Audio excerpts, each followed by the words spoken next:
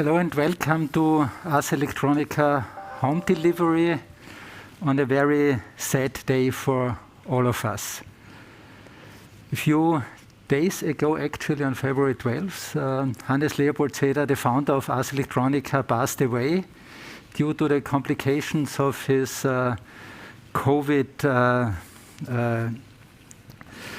sickness that he got when he was in hospital. A chain of very terrible, unlucky coincidences, and within a very short time, suddenly he is gone.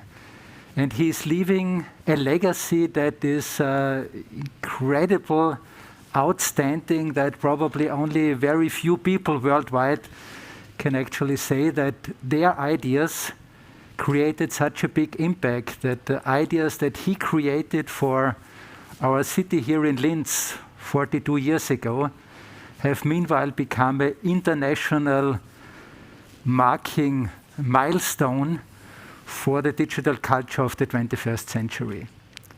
Today was his funeral, and now this evening we are trying to make a little journey back into his life for Ars Electronica. Hannes Leopoldseder was also a very successful journalist and a very important manager of the Austrian Broadcasting Corporation. But these things we will leave aside this evening, and we will focus on what he achieved not only for Ars Electronica, but what he achieved with Ars Electronica for the creation and definition of new art genres and a new approach to digital culture. Together with me here this evening are Christine Schöpf. She worked with Hannes very closely, not only in the ORF and the Austrian Broadcasting Corporation, but in particular in these 42 years of the Ars Electronica. She was there when the first festival happened. She witnessed as a journalist the early years, and I think then 1982, you started to bring in your own ideas, your own programs. You have been extremely influential, I think, to help Hannes to give his vision a shape, to help him to find the right artists, the right scientists, the right theoreticians that were absolutely necessary to create something like Ars Electronica. Together with us here this evening is also Horst Hörtner. So say he and Jutta Schmiederer, both together with me, represent, so to say, the next generation of Ars Electronica. We came into the universe of Ars Electronica in '95. After Hannes and again Christine scouted us as possibly the right people to work with and for Hannes on probably one of his most important achievements, the foundation of the Ars Electronica Center. Horst went on to start the Ars Electronica Future Lab, which he developed into a major pillar of Ars Electronica, founded and rooted very much in this original vision of Hannes Leopoldseder. And Jutta Schmiederer organized for many years the annual festival, and then she became the Mrs. Ars Electronica books. I don't know how many books she edited in all these years for Ars Electronica, how many catalogs, but in particular, she was responsible for the frequent publications that we put out summarizing the history of Ars Electronica. And everybody who knew Hannes Leopoldseder remembers how important it was for him to make sure that all these achievements are also properly documented. Not his achievements, but the achievements of the artists, the achievements of the scientists, of all the people that gathered around Ars Electronica. And together with them, we will now look at some elements, some snippets of this wonderful history of, meanwhile, 42 years.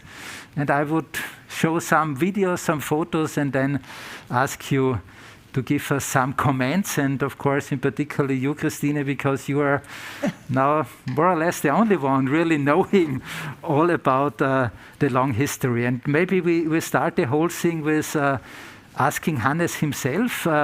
For 20 years of Ars Electronica, we made a very nice video documentary, and from this one I have a short interview with him where he explains the original idea, and then we see some examples of this really great and exciting first festival in 1979. The computer musician from Linz, Hubert Bognermeier, and I were basically working from two ideas when we initiated the Ars Electronica. One was the idea of a forum for experts from the fields of electronics, starting from computer music, but also expanding into other fields. We wanted to focus on the raw material of the future, electronics and microelectronics.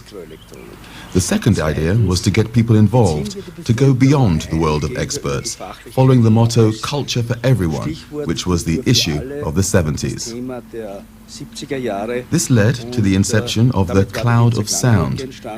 The Cloud of Sound opened Ars Electronica, tens of thousands of people came, and that was the start of our success.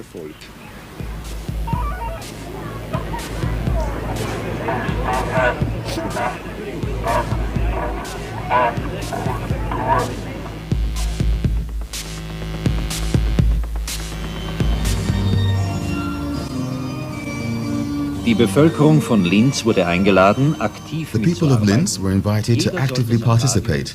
Everyone was asked to place a radio in the window to amplify the effect of the Cloud of Sound. Place a radio in the window or come to the Danube Park.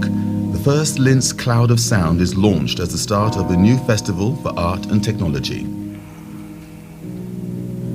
The organizers, Bruckner Haus Linz and ORF Upper Austria, were hoping for about 20,000 visitors as they prepared the Linz Cloud of Sound, a classical symphony amplified to the banks along the River Danube. 100,000 people came to the opening of the first Ars Electronica in the Danube Park to experience Anton Bruckner's Symphony No. 7 under the open sky.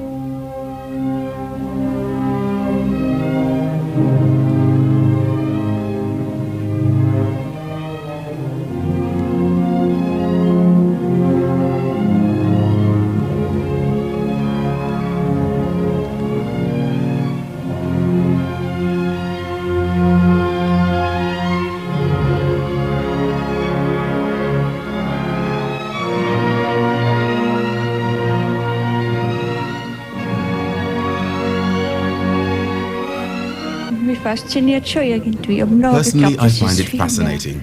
Maybe I expected a little more sound or something like that, but on the whole, it's fantastic. They ought to do it more often, not just once a year, and maybe for a musical, operetta, something like that too. When it first started, there were chills running down my spine. It certainly is a tremendous experience. The people of Linz immediately took the Cloud of Sound to their hearts and continue to identify with Ars Electronica today. The pioneers of electronics in science and art meet to exchange ideas in symposia, workshops and multimedia concerts.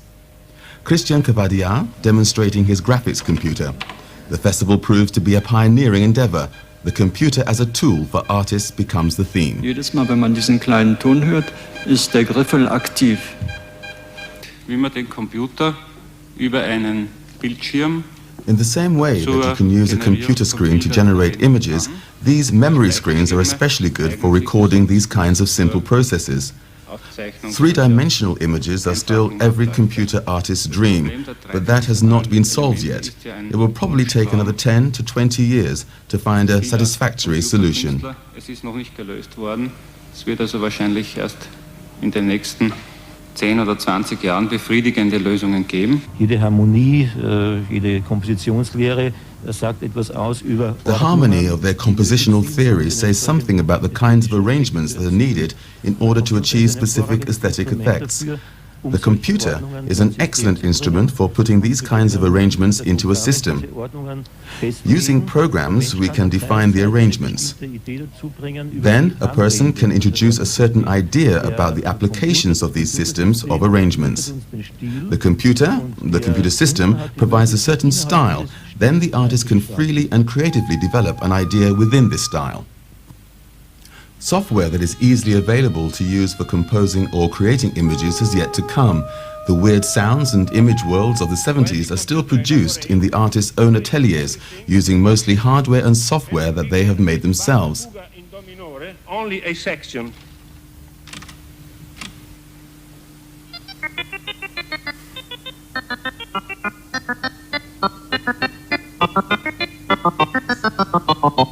sondern Sie hören mehr Naturgeräusche, die von der Elektronik produziert werden.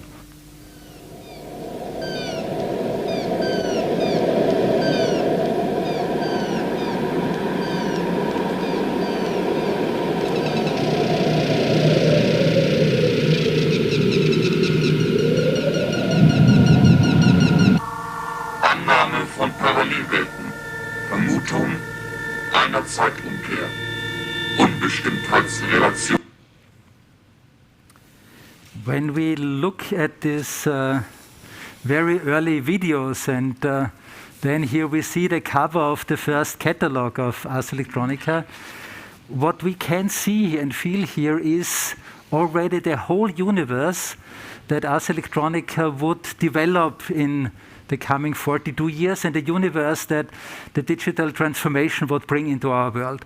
We see this special recipe of Ars Electronica, not only to understand the importance of these new devices, the computer, but to understand that it will become that driving force for a new social, cultural development. And we see this incredible boldness and braveness to bring all these things together. I mean, imagining the stuff here with the Klangwolke and Bruckner, well, I mean, yeah, put some laser to it, a great show. But then at the same time have these super experimental artistic steps. I mean, this was really the baby steps of electronic art and computer art. Bringing these things together, not being shy to bring the experiment and the provocation, as well as not shying back to bring also the things that could address the large audiences. Looking at this and still thinking about 1979, I mean, this was 1979, this was 2 years before the personal computer came to the market. The Sony Walkman was the latest technical gadget that was just coming in the market. It was a few years before even CDs arrived. So at the time that was technologically as well artistically yet so underdeveloped. How did a person here in Linz, in Upper Austria, in the middle of Europe, start to have the idea that was such a brave, long and genius vision? Hannes was interested from the very beginning not in the new technologies at electronics that time to serve the industry, about robots to manufacture cars and so on. No, he was convinced that this new tool will infect our society, our technology, our arts, but also our society. And this together was his main interest from the very beginning. And as you mentioned before, like Ars Electronica, Klangwolke, he was a media man. And he knew exactly if a festival like that, because this was his focus when Hubert Bruckner came with a proposal of a symposium on electronic arts within the Bruckner Festival. He realized that this new tool could go into the future and is a body for a festival, a real festival. But he understood that a festival cannot exist if there is no acceptance in the audience, in the population of Linz. So as Klangwolke was the fact, and without Klangwolke, Ars Electronica would not have had any future, because the politicians wanted to keep Klangwolke, SoundCloud, and let's forget about Ars Electronica. And Hannes, as he was a political journalist, he was really clever in how he convinced politicians.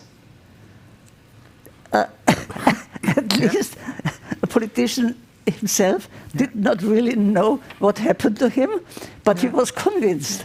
But I know this story very well, actually, of course. I mean, since 26 years, we have been working with Hannes together, and this is always the way how he told it. But nevertheless, there is so much behind it. Because just to convince the politicians to make a crowd-pleasing event would be very easy. But in particular, we have seen this project with the radios in the window. I mean, the vision of social media 42 years ago, and also using his possibilities as director of the ORF to announce this event weeks ahead, and then thousands of people actually followed the invitation and they put their radios. I mean, this is, I think, the extra thing, which, I mean, he was always proud to be the one who convinced the politicians and the kind of manager behind it.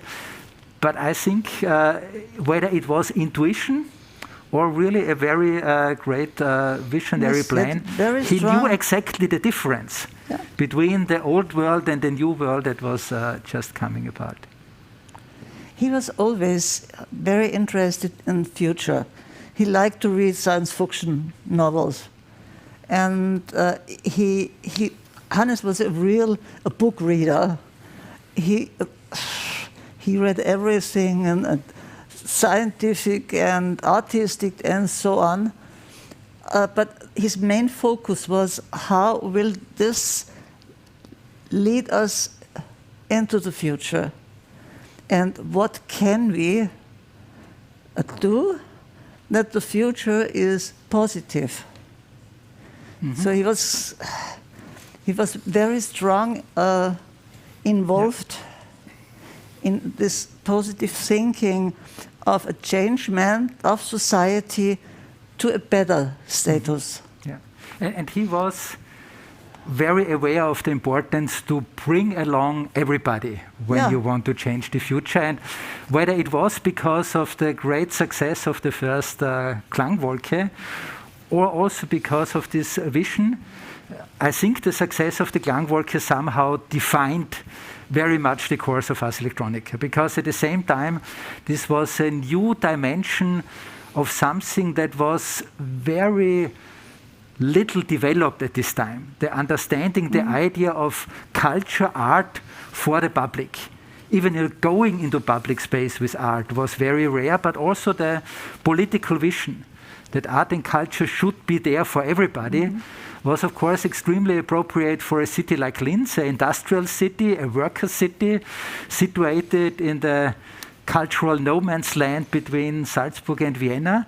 And I would like to show now some short videos from the second festival in 1980, where we see again very strong examples for this commitment to really go out into the public spaces. And let's have a look at this.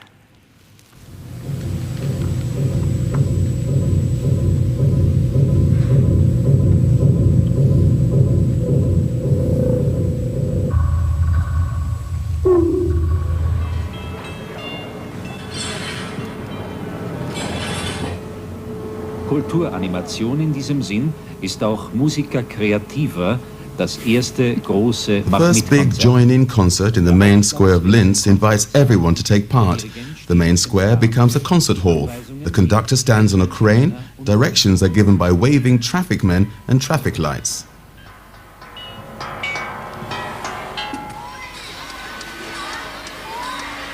Everyone is making music. Once again, the festival goes public and is well received. Local politicians do not remain as onlookers, but take homemade instruments in hand and join in too.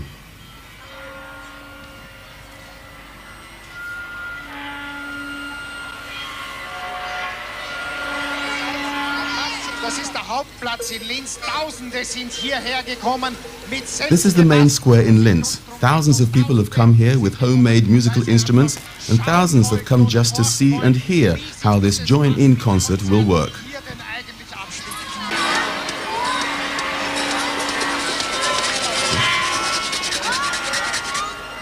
Ein kompliziertes Bild-Ton-Leitungssystem. Locations are linked in a fascinating event. The German pop electronic musician Klaus Schulze includes live sounds from the Wurst Alpine Steelworks in his Steel Symphony at Brucknerhaus.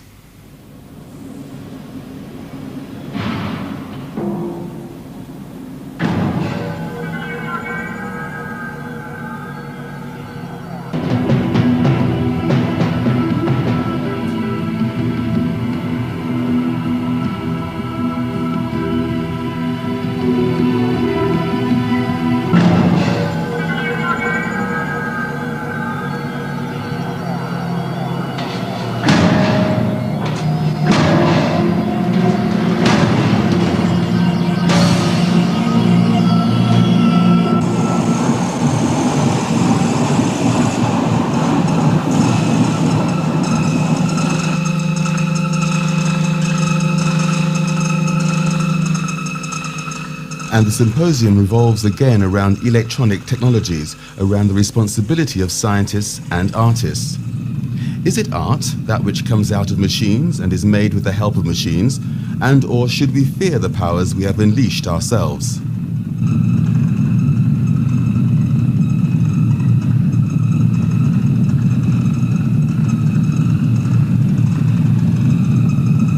Kommt darauf an, was man Kunst nennt. Ich glaube, dass besonders die Computerbilder. It depends on what you call art. I think computer images and so forth have not yet earned the appellation art. If you look at computer art in this way, then you can look at the way artists use computers and talk about that. But of course, I certainly don't think that necessarily means the end of art. Und darüber reden. Aber ich glaube nicht, dass das bestimmt nicht notwendigerweise, dass das das Ende der Kunst bedeutet. Die technischen Geräte sind Gott sei Dank noch so anfällig, dass sie jederzeit Überraschungen produzieren. Fortunately, the technical devices are still so prone to disruption that they are capable of producing surprises at any time. To that extent, they are still human-like. Should they ever start administering themselves, in other words, if the programs reach that stage of technological development, then I am certain that external forces would ensure that they quickly become functional ruins again. That wouldn't necessarily be accomplished with violence, but rather this technology would probably produce such boredom that no one would want to use these devices anymore. Instead, everyone would be glad to be able to get their hands dirty again.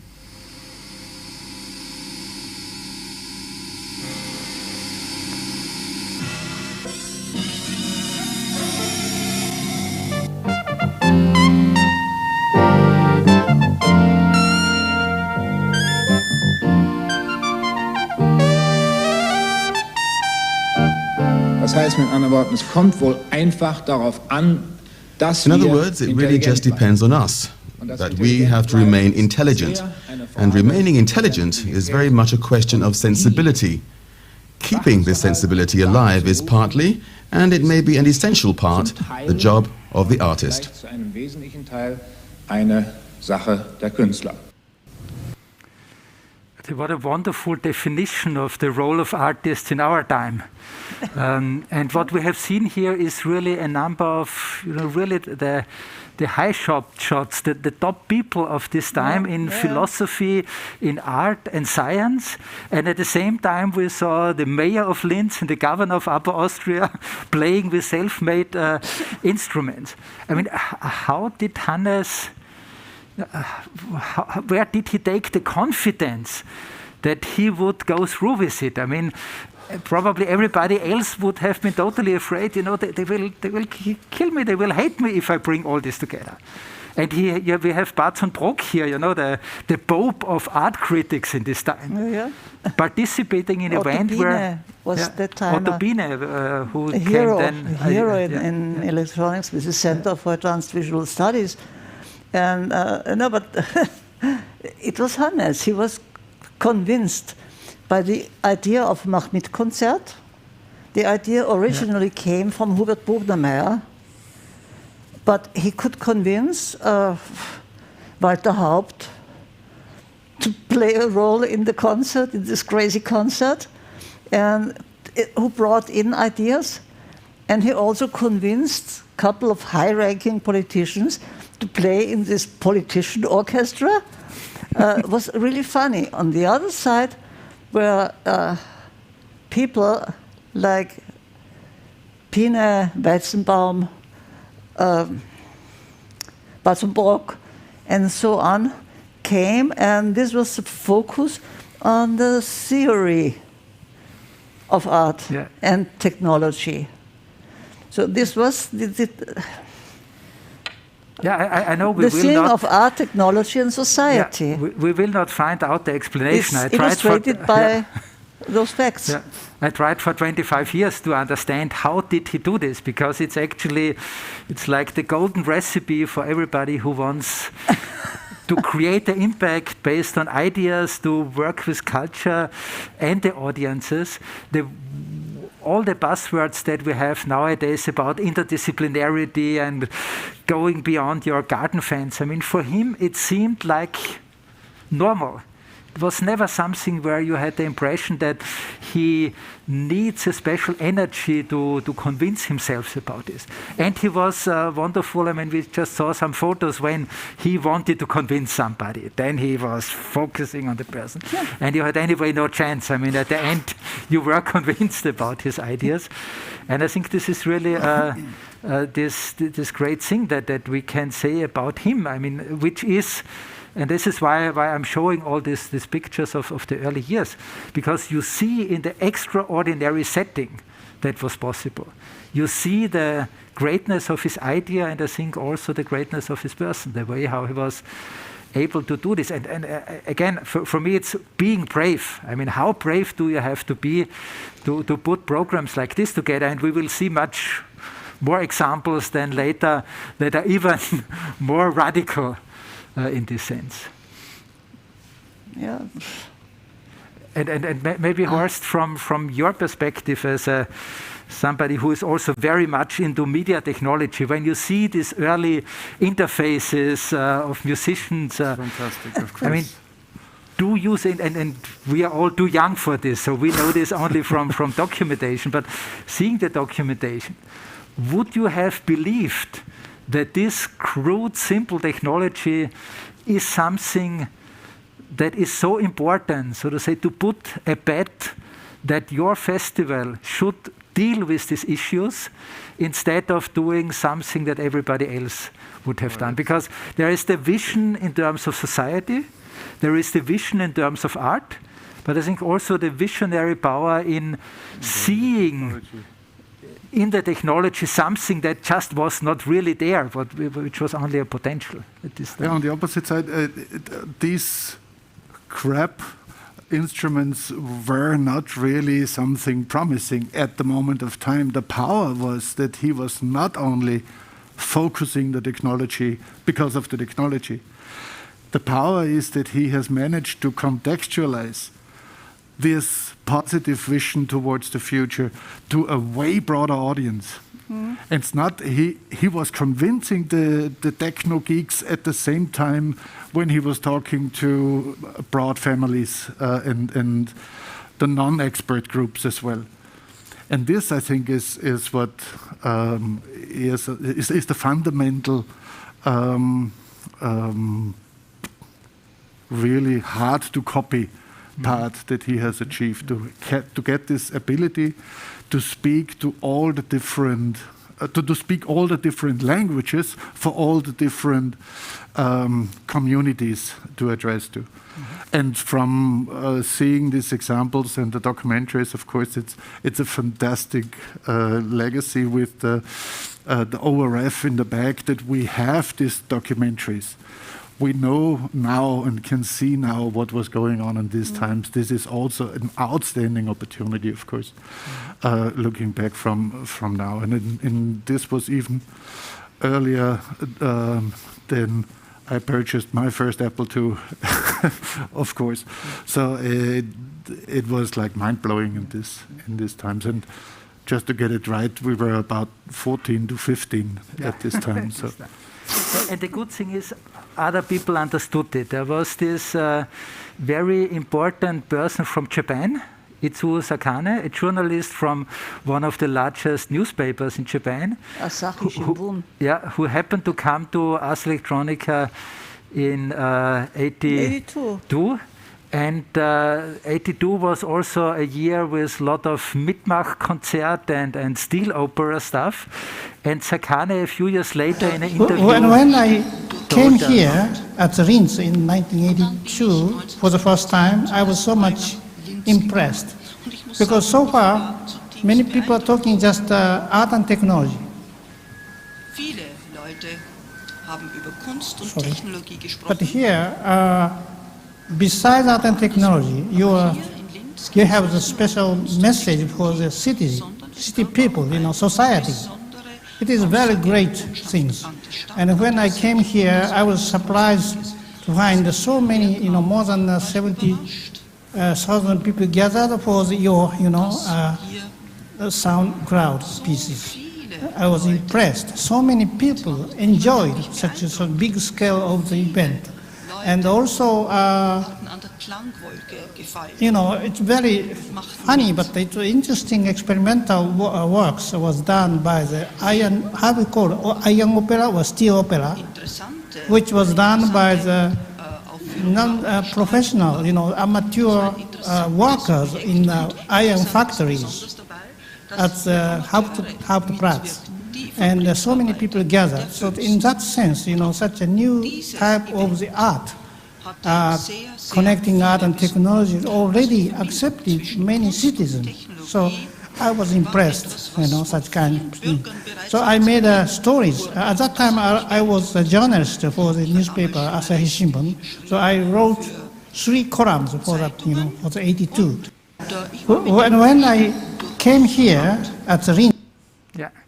And then imagine there were this long article in Asahi Shimbun, and suddenly people in Tokyo could read about Ars Electronica, and the festival year that he is referring to was 1982, and here are some images of what happened in this year.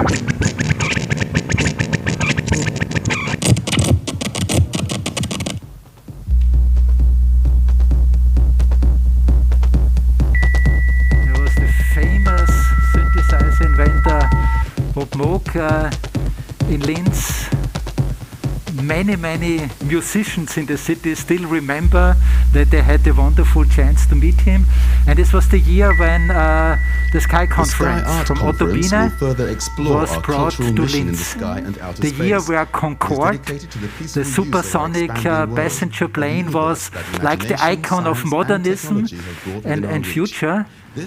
And these were, so to say, the answers and remarks of artists that always had been very critical in terms of what will be the development of our future. And I think it was you, Christine, who brought Namjoon Paik and Margaret Moorman to the festival. No, it was, they came within the Sky Art Conference, and it did this wonderful performance. It was the last performance the two did together with all the marvelous pieces they had performed before.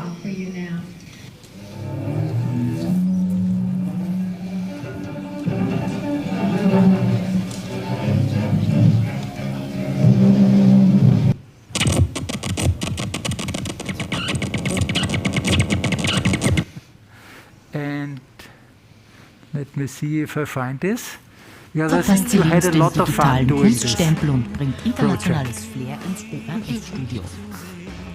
It was in the foyer, in the entrance of the ORF studio. I like the partner look here. Really very fashionable for the 80s. And I think it's a nice thing because Hannes always really enjoyed this kind of project. He was so happy when these things were taking place, and he really loved the kind of provocation also behind it, because still we have to see, we are talking here about 1982. This is a small town in Austria, in a radio studio that usually was rather presenting folk music and this kind of thing. Province. And then suddenly these people from all over the world could come and really invade your studio. This is another project from this year. Informationstechnologie. I mean, look at the nerds of this time. This was Bob Adrian's The World in 24 Hours. Nobody, I think, really understood at this time what are these guys doing. They were using telephones, fax machines to connect artists for 24 hours all over the world. Slow scan TV was the fax machines were high tech at this time. Die heutige Informationstechnologie bindet sich an uns. Die Leitung zwischen Leben und Information sind wie Nabelschnüre. A young scholar of Pina. Technologie. That time. Yeah. And again, I think it's just incredible to see the word again comes to mind, the braveness and the confidence in that if you want to go for the future, you really have to be brave. You don't have to have doubts. You need to work also with provocations. And here a few years later, these are projects from... The ORF Regional Studio also forms the node for 2 TV projects in conjunction. Here we have it. The ORF Regional Studio also forms the node for 2 TV projects in conjunction with the Media Village at Bruckner House. The motto is not art on TV, but rather artists making television. A European premiere in the media landscape. Broadcasting live every day via the public broadcasting channel Dreisat are 2 groups, Stadtwerkstatt Automaten TV Dieses verdammte Medium, and Van Gogh TV. von Authentizität rüberzubringen. Das ist schwer. Und das ist eine Kunst. Und ihr beschäftigt euch mit 0815, verstehst du? Du hältst deinen Fokus 0815 drauf und Schluss. Und ein anderer setzt sich dahinter und schneidet das und Schluss. Ne? Aber was dann authentisch rüberkommt durch diesen Filter, weil das ist ein Filter, das kümmert euch nicht. Ponton, wir überbrücken den Fluss der Medien, der Information mit einem Brückenschlag. Freestyle design of information. Minus Delta T stops over in the Danube Park with their container city. Reports and films are made there, which are presented in the evening.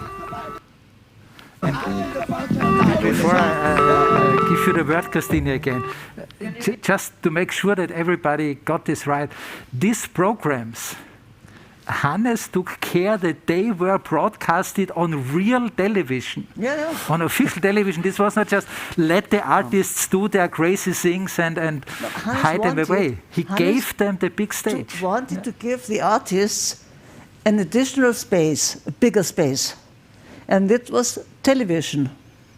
And he convinced Dreisat, the European Cultural Channel, to broadcast this. And it was every evening for hours. And when Van Gogh TV called the former German Chancellor Kohl an asshole, Hannes Dreisat wanted to cut everything, and Hannes then had to sit night and night and night for hours and hours and hours in his office to watch, and if there was something again like that, there was a red button to stop everything. I don't know how often he had to use the red button, but I'm sure he didn't it worked. do it very often. And what we also saw in this video, these experiments with television were not only possible for already rather established media artists at this time, like Ponton Media, but also Ars Electronica encouraged the local community of artists here to do similar projects. So Stadtwerkstatt, one of the really super vivid independent art communities here in the city, in particular at this time, created their own programs. And also to them, he gave the space and the opportunities. And in terms of provocation, let's have a look at this year, 1991. The Squams invade Linz, recently discovered humanoids that resulted from a failed genetic experiment.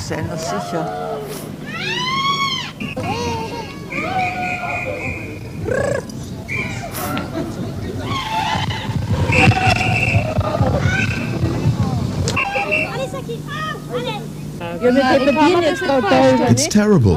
Where were these people found?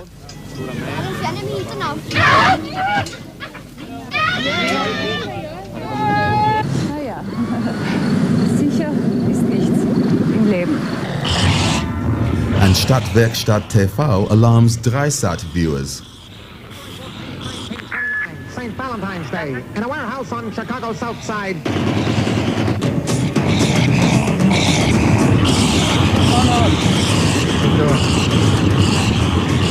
Das ist eine merkwürdige Welt hier. Ja?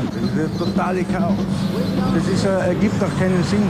Ich glaube, wenn man das abschaltet alles, zerfällt das alles, nichts bleibt mehr übrig außer Abfall. Ja? Und alle anderen Ereignisse, die der Mensch also fähig ist zu entwickeln, zu entfesseln. Ja? A TV program set on a crash course. Temperament, wenn er in der Lage ist, das zu tun, dass er das. After a dog is blown up, an angry TV audience has to be calmed down. It was all a trick. Für den Zuseher schockierende Wirklichkeit. Für die Fernsehmacher ein Griff in die Trickfilmkiste. Erster Schritt, eine Videoaufnahme von Niki. Dann wird der Hund entfernt. Zweiter Schritt, vor der Kamera bleibt eine Fehlertrappe liegen. Dann wird eine Sprengung fingiert. Eine Tiersprengung, Video und Computer machen es möglich. The Fires of Hell and music by Zev and Lydia Lunch in the first Alpine Steelworks production halls.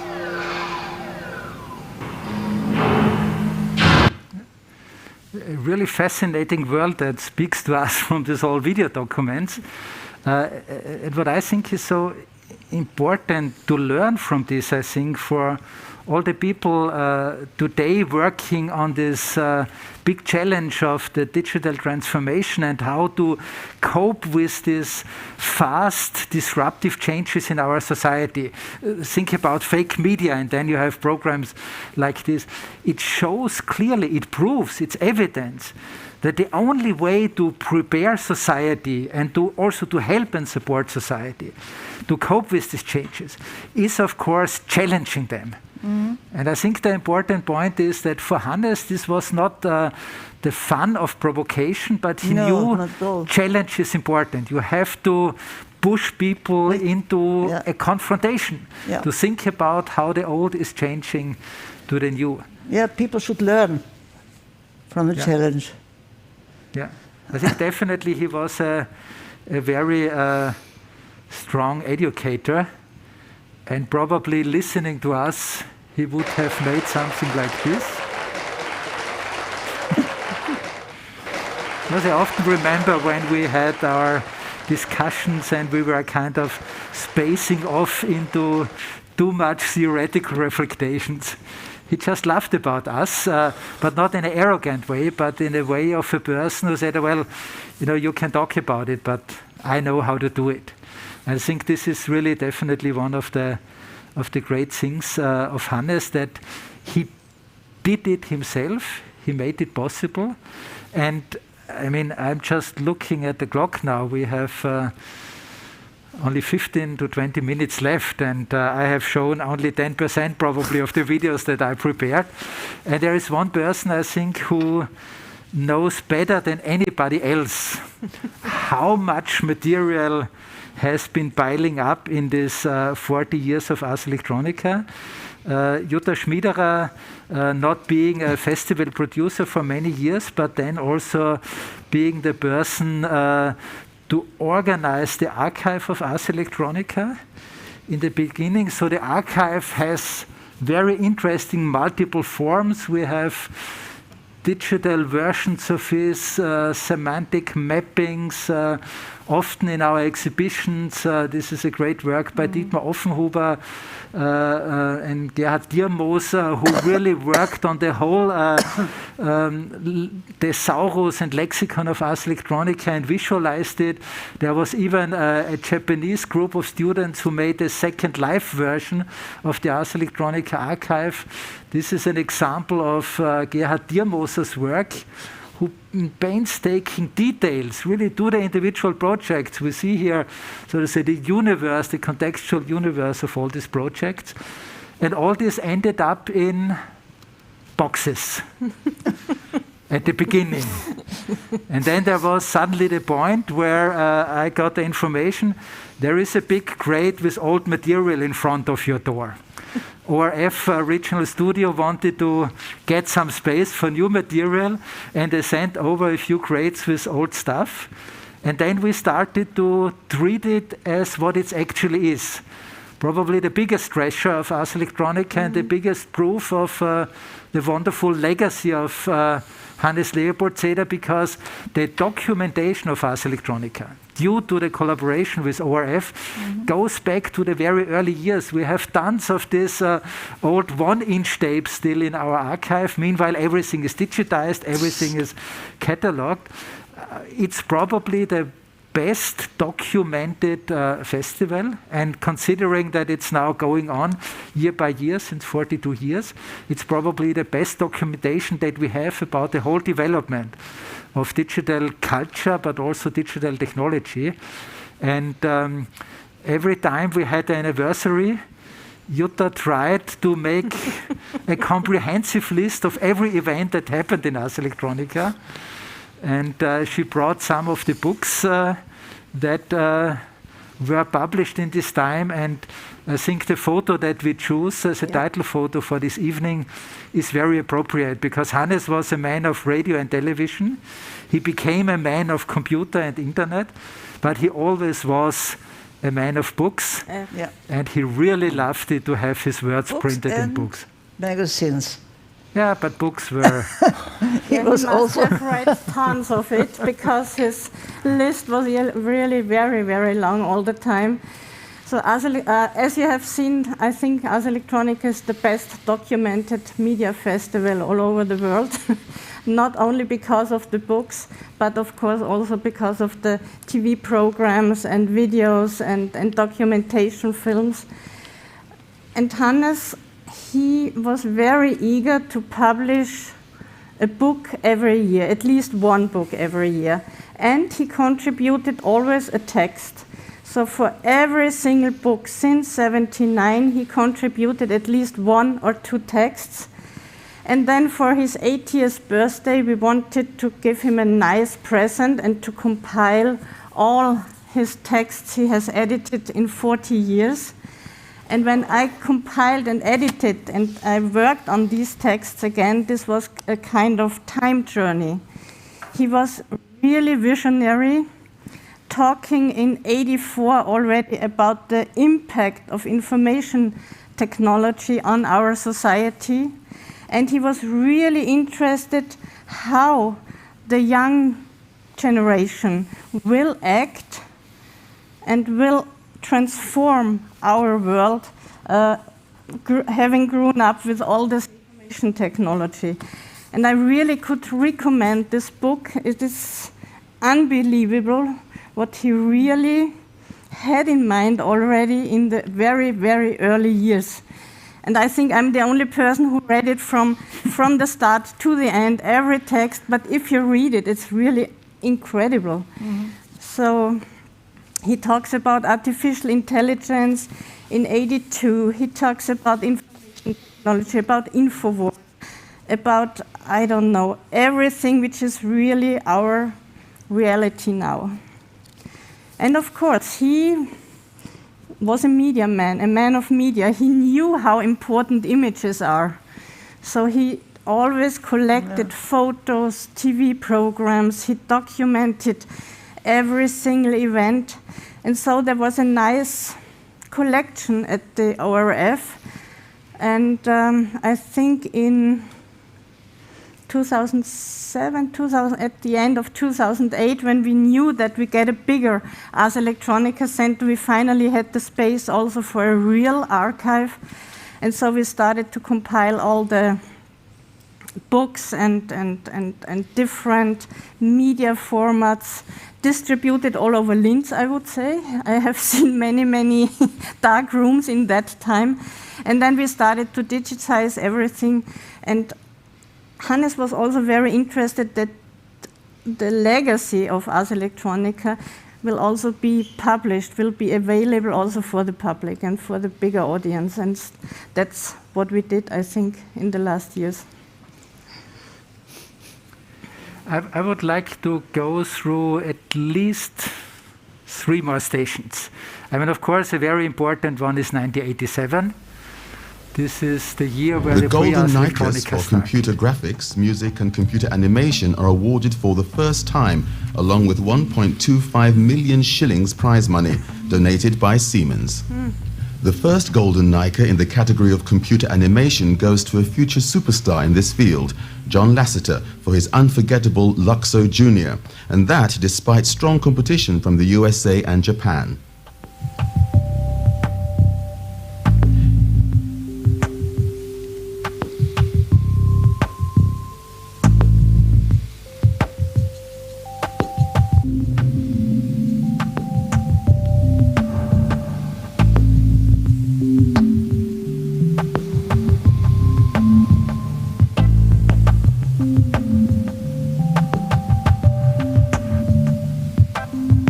Honorary Golden Nika is awarded in 1987 to Peter Gabriel for his creative use of new technologies. I love the technology. You know, I'm like initially I'm like a kid in Toyland. Peter loves the new technology and feels like a kid in Toyland. Technologie. Der Prix Ars Electronica hat zwei The Prix Ars Electronica was intended to give two trajectories, two basic ideas. One was the idea of an international competition with a very large sum of prize money. We wanted to be able to award over £1 million shillings to artists and scientists. It was not just the money per se, though, but rather we wanted to emphasize the relevance of artists and scientists' use of digital media. The second point was to bring together a jury of internationally recognized experts in order to further emphasize the significance of this award. Building on these two ideas, we have succeeded over the past 10 years in making the Prix Ars Electronica the focal point of the festival. And it's actually this idea of the Prix Ars Electronica that became probably the strongest and most important, I would even say, lifeline for Ars Electronica. Because the more the whole community and the development of media art, digital art, and in particular also digital culture grew, the more important was, of course, how to bring these people to the small town here in the small country of Austria. And Hannes understood, again, in a very visionary way, you have to offer something. Create a platform where they can be celebrated, where they can exchange and communicate. And this is now in times of digitalization in full speed, has become probably the most important thing for Ars Electronica. Having this tradition and understanding of being a platform. Hannes was convinced that with Prix Ars Electronica there would start a grassroots network of artists, of scientists, and I first didn't believe, but as usually he was right, and that's really what's happened. And it was first at the beginning, it was a high prize money, that's correct, but it was also the presentation. They had stage on TV and symposia and I think what also convinced many of them to participate was that it was a very open format. So it brought together different sections of art, of digital art, and this was definitely very new. And this was highly interesting for many artists. Many of them told me that it was, for instance, when somebody came from animation, he said, oh, it was so interesting to see what the interactive guy did.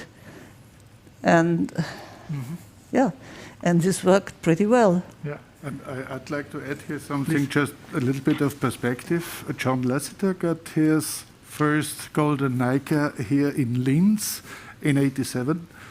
The first time that the Academy came to the thought that we should give away an Oscar to animation shorts was 5 years later. So in 1992, again, John was the guy who got this first Oscar. Mm-hmm. And I think this again shows how far in the future this perspective that Hannes had was reaching. Mm-hmm. Here in Linz, finding John Lasseter at this stage. There was the thing that Hannes was convinced, if you want to give a future to an event, you need to reinvent all 7 years. And this had been really the step. First it was the creation of festival, then came the Prix Ars Electronica. And the next thing, what he always said, if Ars Electronica can have a continuous future, it has to have an own house, a home. And this was the Ars Electronica Center. Mm-hmm.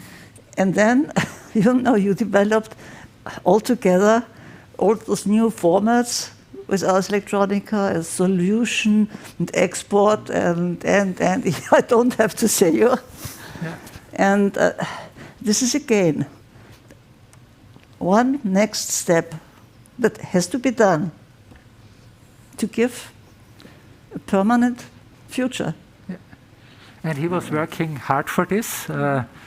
This was a process that started actually in 1991 already, with his first ideas and convincing again the city of Linz and the mayor in 93. The city board decided all together with no vote against it to build this Ars Electronica Center, and in 94 we had the ground digging, and I think I have some video here from the ground digging.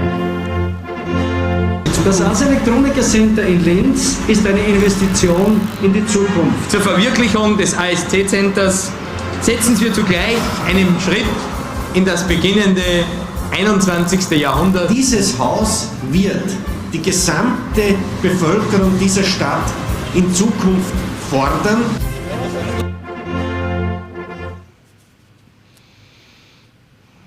Das Ars Electronica Center fasziniert mit seiner digitalen Wunderwelt, jung und alt.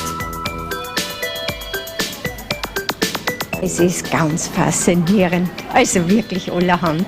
Habe ich vorher noch nie gesehen, das ist unbeschreiblich.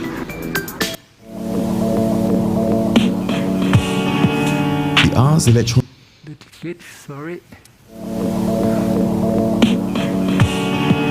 The Ars Electronica Center opens its doors.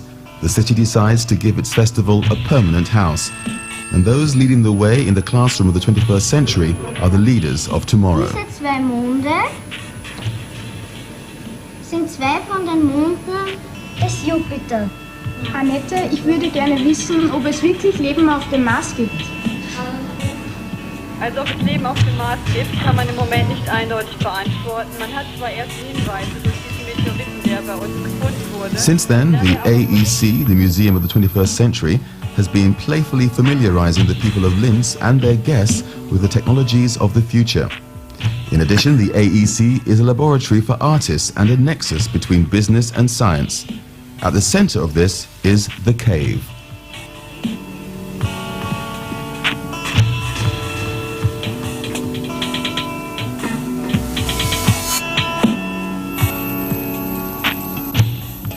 Das Ars Electronica Center ist von der Idee her ein Haus. The Ars Electronica Center was intended to be a center of education for the people of Linz, especially young people, but also where people from art and science could come together to explore the possibilities of the digital age. The idea was to popularize these possibilities, on the one hand, but also to provide room for the development of new research ideas, prototypes, to address the issues of the digital age from artistic, scientific and social perspectives. Mit den neuen Medien umzugehen. The Ars Electronica Center opens. And of course this was at this time really, so to say, the top of the development of the ideas, and in particular his understanding how important it is to create a permanent location. Meanwhile, as you can see, the Ars Electronica Center is already in a new shape in 2009 when Linz became cultural capital of Europe. The city of Linz decided to build a new building on top of the old one to give Ars Electronica a proper house and an extension that was necessary because of the big success of it. And 1 hour has passed and still there would be so many interesting things. I would like to, because I'm so excited always about the visionary aspect, which is of course Hannes, but I think in general also a great example of the visionary power of art when it comes to look into the future and to understand what the driving forces will be. And one of the, I think, really very famous and successful festivals was in 1990, where everything was about virtual reality. The attempt to comprehend the world with the help of numbers has a long history. Creating digital images and sounds on the basis of numbers and the internet has resulted in a new term, cyberspace. Cyberspace is understood as a site of communication and information, as a place where you can dive into artificially created worlds using new interfaces. You can make yourself not human in a way that is more profound than putting on a costume. For instance, you could become something like a praying mantis, where the proportions of the joints in the body are vastly different than in a human body.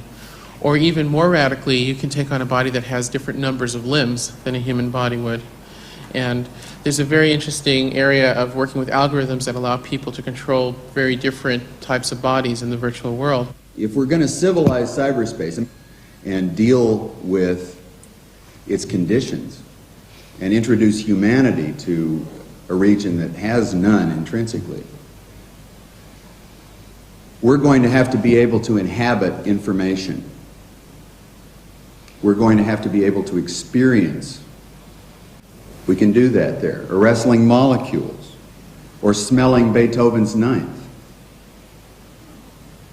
or playing games of tag where you hide inside your partner's head. We're going to use these technologies, just like the Berlin Wall went down. We're going to knock down the walls of nationality and of class, because language, as Foucault and the French semantician pointed out, language is the ultimate tool of enslaving people. Who owns the press here? The press is free for him who owns the press. And the new language is going to be a language of icons. It's going to be graphics. In other words, Ars Electronica, dear Christine Schaff, and ORF, thank you for this topic, Ars Electronica, because... Yay, Christine! Cyberspace offers a window of opportunity for radical technical change, but the window will not remain open indefinitely. The window will be carefully shuttered, lest chill winds disturb the paying customers. Genuinely radical antics in cyberspace will become rare, like a radical movie from Hollywood. What are we going to do 50 years from now? We're going to make a little operation and insert. There's lots of room inside. In the middle of the brain, there's a big empty space called a ventricle. And maybe you make this little operation where you insert a computer in the form of a long, thin wire. The wire goes in there and it rearranges itself. Then the computer sends out 1 billion, let's say 10 to the 9th, little wires, and these go to the different parts of your brain where the thinking is happening. Aber trotzdem mit der Pedale bestimmt man das Reisetempo und mit dem Lenker. In 1990, the Prix Ars Electronica also focuses especially on a new direction in cyber arts, interactive media installations. One example is demonstrated by the presenter of the TV gala. It's Geoffrey Shaw's Legible City, a virtual bike ride through Amsterdam. This is all made possible through real-time programming technology. Das könnte man, glaube ich, auch in Deutsch sagen, Regina. In Echtzeit-Computersimulation. Das heißt, der Computer hat echt keine Zeit, er muss wahnsinnig schnell sein. Goldene Nike des Prix Ars Electronica 1990 für interaktive Kunst. The winner of the first Golden Nike for interactive art is the American Myron Kruger for his work Video Place.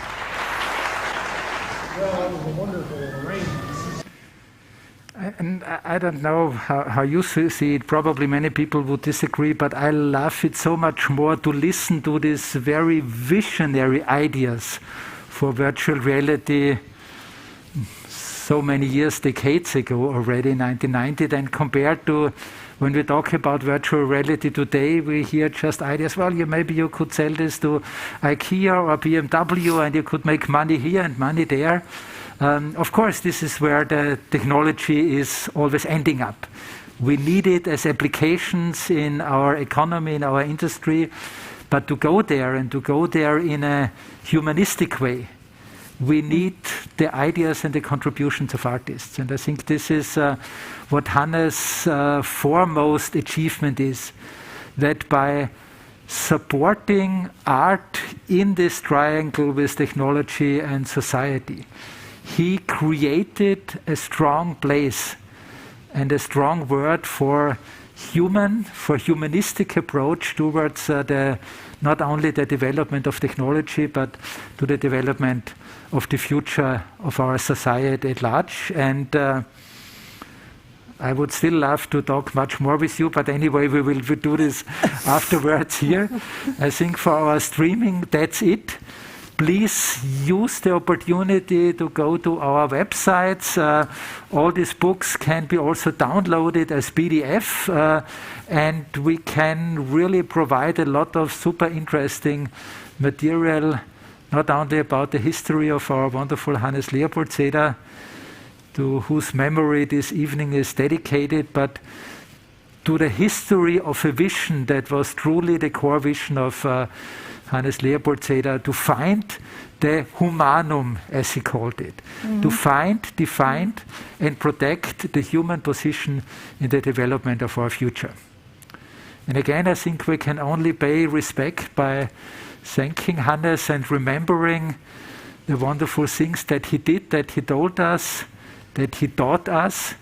And with this, we hope that we can continue the legacy of Ars Electronica for the future as well. Thank you very much for joining us this evening in memory of Hannes Leopoldseder. Thank you.